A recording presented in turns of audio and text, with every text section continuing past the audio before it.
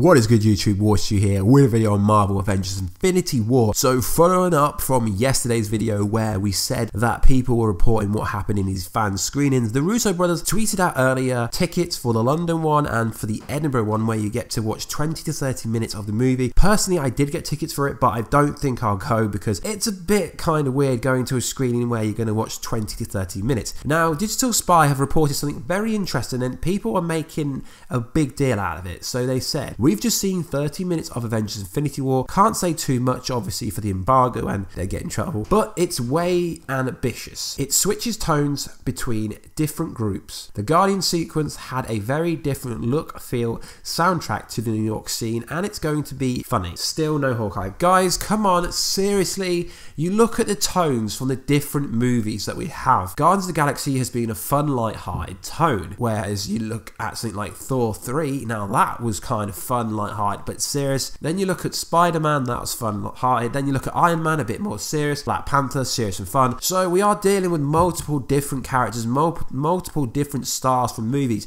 So of course the tone and feel will be different. They can't have a constant tone when you're dealing with different characters with different characteristics and different personalities. The bit where it says it's going to be funny, I mean, you want a movie to be funny. Just because it's a comic book movie does not mean it needs to be stale and generic. Yes, I know, but thankfully Joss Whedon isn't involved with this, so we can't have the Justice League factor on it, guys. Yes, I know. So I'm not really worried. I mean, I'm not really going to read too many reports, but seeing as I did come across this, I thought I'd mention it. I mean, you can't go into context. I mean, New York scene compared to a Guardian scene will be totally different because that's in space and one's on Earth. So guys, let's talk about the post-credit scenes. As we know, the movie is coming out at the end of the month, and obviously there's going to be post-credit scenes which will build up Avengers 4, and don't worry guys, we're going to build up the hype throughout. So what I want for the post-credit scene is to Captain Marvel to show up in the universe, because obviously her movie set in the 90s, it's going to be in between Avengers 3 and 4,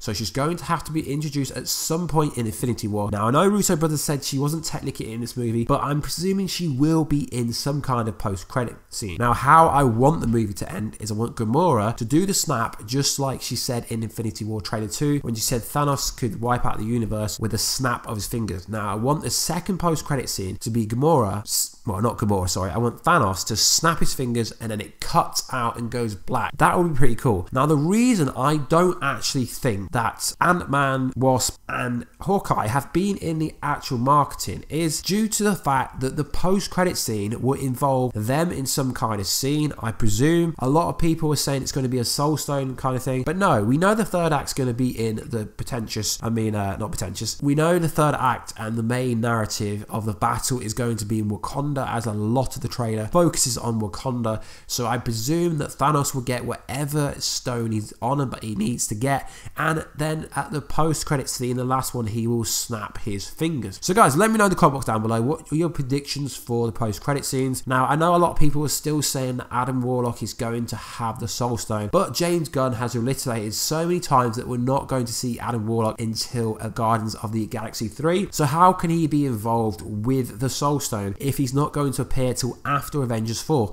Because Guardians of the Galaxy 3 movie will not come out until, I believe, Phase 4 after Avengers 4. So I don't think the Soul Stone will even appear. Now, I know he can't snap his finger and wipe out half the universe without the Soul Stone, but realistically, I think the Soul Stone, I honestly think Thanos has already got the Soul Stone, or if he hasn't, it's going to be involved with Captain Marvel somehow. Just the kind of Soul Stone theories are getting a bit wild and salty now because everyone's got it, but I think that would be a really cool post-credit scene if Thanos just snaps his finger, cuts to it, and then that's it. Or an even better one would be Thanos kills Iron Man, Captain America, and then it cuts out and then the whole crowd is left screaming, thinking, oh my god, what just happened? Because we know already that people are going to die at the start of the movie, the Asgardians, maybe Loki and people like that. So I think the post-credit scene has to have a dramatic, emotional attachment, and what better way than to wipe out Iron Man and Captain America in post-credit scenes.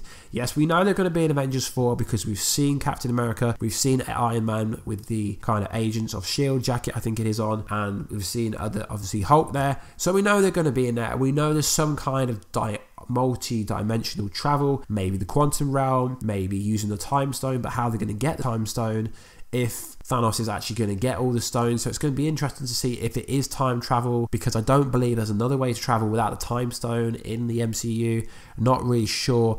But guys, it's just a wrap up and a post-credit video, what I want for the post-credit scenes. Now let me know in the comment box down below, guys. What do you want for the post-credit scenes? Are you worried about this?